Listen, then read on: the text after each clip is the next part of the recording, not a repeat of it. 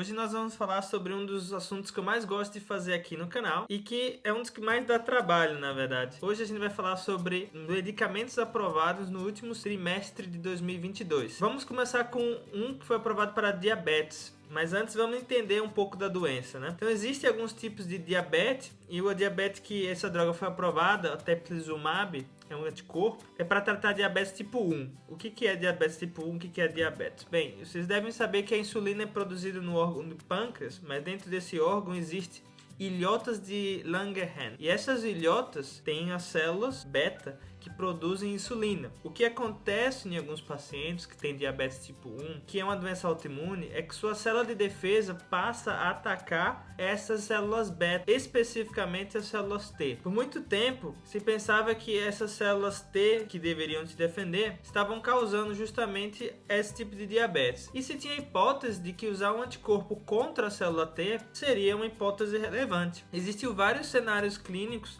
que se foi testado, mas não com muito sucesso, é que se usado em jovens, vocês podem ver aqui nessa imagem, pode diminuir a progressão nos pacientes de ter diabetes do tipo 1. Então é uma coisa interessante. Então ele foi aprovado para retardar em jovens de terem diabetes tipo 1. E uma droga que foi aprovada há mais de 20 anos, mas só agora que a gente descobriu essa nova função. Muito interessante. A outra doença que eu quero falar que teve droga aprovada para Alzheimer. O anticorpo vai se ligar contra uma proteína chamada beta-amiloide. A gente imagina, ou se tem um certo, digamos assim, debate do que causa Alzheimer, mas tem evidências sólidas de que essa beta-amiloide no cérebro é uma das possíveis causas de Alzheimer. Então o pessoal criou um anticorpo contra essa proteína. Vocês podem ver aqui nessa triagem clínica, nesse gráfico que eu vou colocar na tela, que quem tomou o lecanemab, por exemplo, comparado com placebo, teve uma diminuição, né, da piora do Alzheimer, o que é muito interessante, porque, poxa,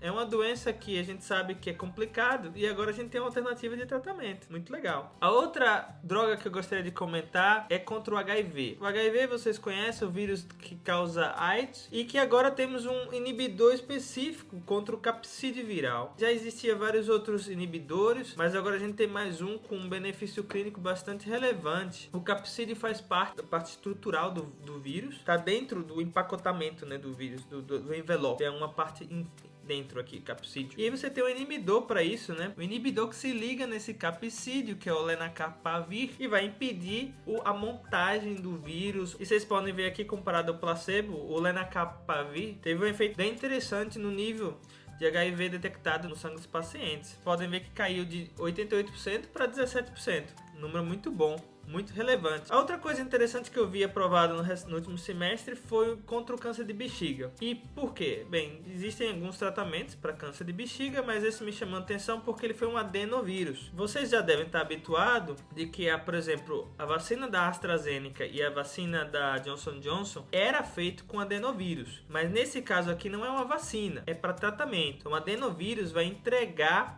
uma proteína e essa proteína vai então causar uma inflamação local no epitélio da bexiga, e aí vai tratar o câncer de bexiga. Eu achei essa abordagem um tanto interessante, porque você pode ver que os adenovírus estão vindo mais aí também para outros tipos de tratamento, e isso tudo é muito novo, né? Muito interessante. E a última droga que eu gostaria de comentar é contra o câncer de pulmão, o adagrasib, que é um inibidor específico de Carras irreversível, que é também uma coisa interessante. E teve um papel muito bom no tratamento de câncer. Vocês podem ver que a maioria dos pacientes teve uma resposta parcial. Vejam que quando tem essas triagens clínicas em pacientes com câncer, esses pacientes já tomaram todos os tipos de tratamento, não responderam para nada, e os pacientes estão em uma condição bem predisposta a um prognóstico bem ruim. Então essas drogas são testadas nesses pacientes com a esperança de que talvez possa ajudar, mas na maioria das vezes é para testar eficácia, testar dose, testar segurança, né? Se você não viu meu último vídeo sobre Carras, mirando na mutação para tratar o câncer, você vai entender melhor o que é o Carras e o que ele faz. Por hoje é só, pessoal. Eu espero que vocês tenham gostado do vídeo. Vou fazer um outro falando sobre todas as drogas de 2022 e como que tá o mercado de biotecnologia. E a gente continua por aqui. Espero que tenham gostado. Dá o seu like aí e dá suporte para esse tipo de vídeo, porque dá muito trabalho fazer. Valeu, pessoal. Até mais.